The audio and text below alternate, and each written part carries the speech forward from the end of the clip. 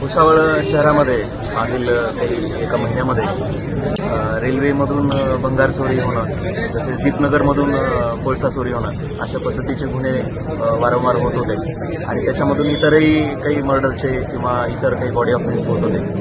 त्याच्यावर प्रतिबंध करण्यासाठी आम्ही आज GRP, RPF आणि आपलं भुसावळ विभाग व जळगाव पोलीस असं एकत्रितपणे कोम्बिंग ऑपरेशन आज भुसावळ शहरामध्ये तसेच जो दीपनगरचा परिसर आहे असं एकत्रित आम्ही सकाळी घेतलं होतं. याच्यामध्ये जळगाव पोलीसचे एक साधारण 5 ते 6 अधिकारी आणि सोबत 25 कर्मचारी, 3 RCP प्लाटून आणि RPFचे 3 PI आणि इतर 25-30 त्यांचे कर्मचारी असं एकंदरीत 100च्या आसपास आमचा स्टाफ होता.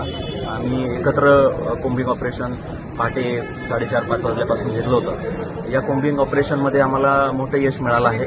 याच्यामध्ये जे रेल्वेकडं त्यांचे जे वॉरंट पेंडिंग होते, नॉन बेलेबल वॉरंट असेल, बेलेबल वॉरंट असेल, याच्यामध्ये साधारण 3 त्यांचे जे वॉरंट आहेत ते वॉरंटमधले त्यांना पाहिजे असलेले आरोपी आपल्याला मिळून आलेले आहेत. ते आम्ही रेल्वेच्या ताब्यात दिलेले आहेत.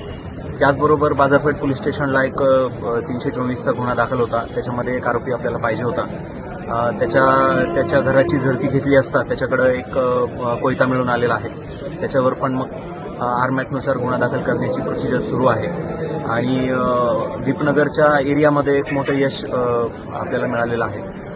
तिथं एक सुरवाडी म्हणून आरोपी आहे जो आपल्याला एक साधारण 50 किलो केबल आणि त्याच्यासोबत केबल कट करण्याचं सामान, तसेच एक चोरीचा गुन्हा आहे तालुक्याला, त्या चोरीच्या गुन्ह्यातलं पण मटेरियल त्याच्याकडे मिळालेलं आहे.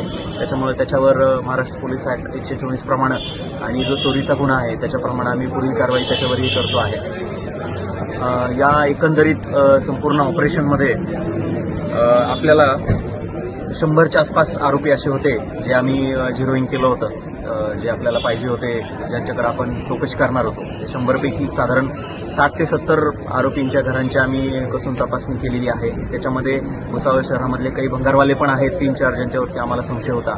त्यांच्या पण भंगार दुकानांची आम्ही झडती घेतलेली आहे. आणि याच्यामध्ये एकूण 25 असे रेकॉर्डवरचे आरोपी आहेत जे संशयाअंती आम्ही त्यांना ताब्यात घेतलेलं आहे.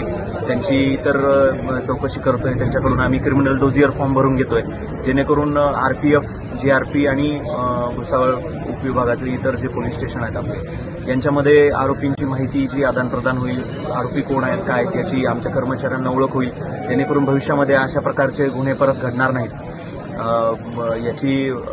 या अनुषंगानं माहितीचं पूर्ण आदानप्रदान या ठिकाणी आम्ही केलेलं आहे.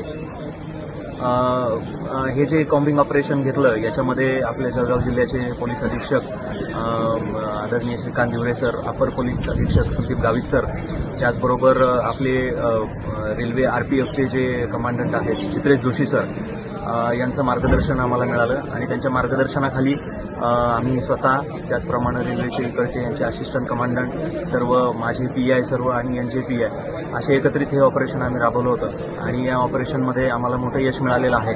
आणि निश्चितच याच्यामुळं भुसावळ शहरामध्ये जे काही भंगार चोरीवरून दीपनगरचा पॉवर प्लांट असेल किंवा रेल्वे स्टेशन असेल, जे गुन्हे घडत आहेत त्याच्यावर निश्चितच काही लगाम लागण्याची आम्हाला अपेक्षा आहे. आणि येणाऱ्या काळामध्ये अशाच पद्धतीचे जॉईंट ऑपरेशन आम्ही राबवणार आहोत.